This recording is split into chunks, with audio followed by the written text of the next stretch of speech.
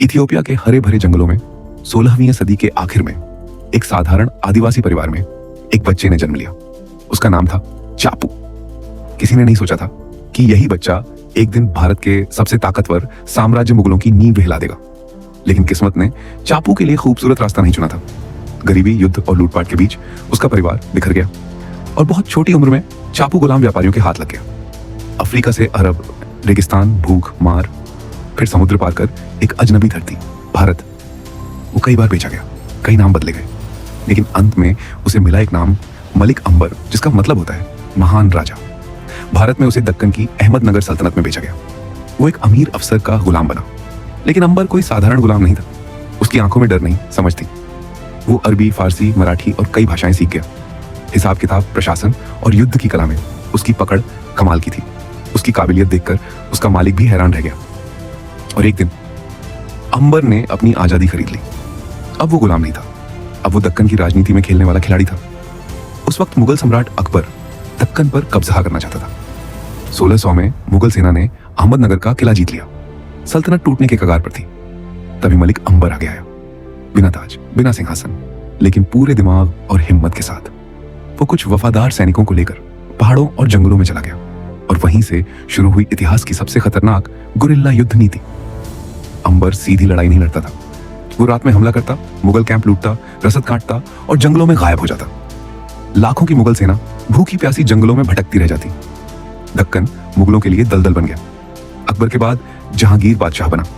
जहांगीर ने मलिक अंबर को अपना सबसे बड़ा दुश्मन कहा। उसने एक पेंटिंग तक बनवाई जिसमें वो अंबर के कटे सिर पर तीर चला रहा था, लेकिन ये सिर्फ उसकी कल्पना थी। हकीकत में मलिक अंबर बार बार मुगल सेनाओं को हराता रहा। 1610 तक उसकी सेना 50,000 से ज्यादा हो चुकी थी।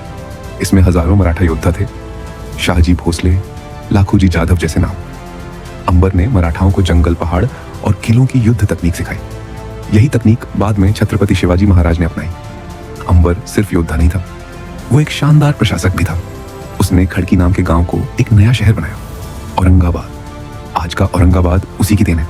उसने नहरें, बांध, तालाब बनवाए, सूखे दक्कन में पानी पहुंचाया। किसान खुशहाल हुए, राजस्व बढ़ा और सेना मजबूत हुई। सबसे ऐतिहासिक लड़ाई है भटवड़ी की लड़ाई। 1624 मुगल और बीजापुर की संयुक्त सेना अंबर पर टूट पड़ी। अंबर पीछे हटा, लेकिन भागा नहीं। उसने एक चाल चली। उसने पास का बांध तोड़वा दिया। अचानक बाढ़ आ गई। मुगल घुड़सवार कीचड़ में फंस गए। भारी बारिश ने हालत और खराब कर दी।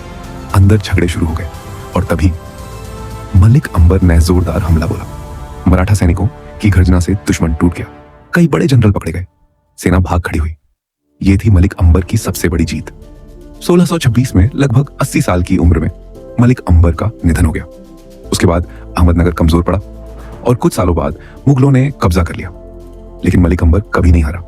उसकी विरासत आज भी जिंदा है। एक अफ्रीकी गुलाम भारत का रक्षक बना। शिवाजी के स्वराज्य की नींव में उसका खून पसीना था। औरंगाबाद आज भी उसका नाम नहीं, लेकिन उसकी कहानी सांसों में ढोता है। फिर सवाल उठता है, स्कूल की किताबों में मलिक अंबर क्यों नहीं? शायद इसलिए क्योंकि वो ना मुगल था, ना किसी हिंदू राजवंश का, बस एक विदेशी योद्धा जो भारत की मिट्टी का हो गया। लेकिन सच्चा इतिहास किताबों में नहीं, कहानियों में जिंदा रहता है।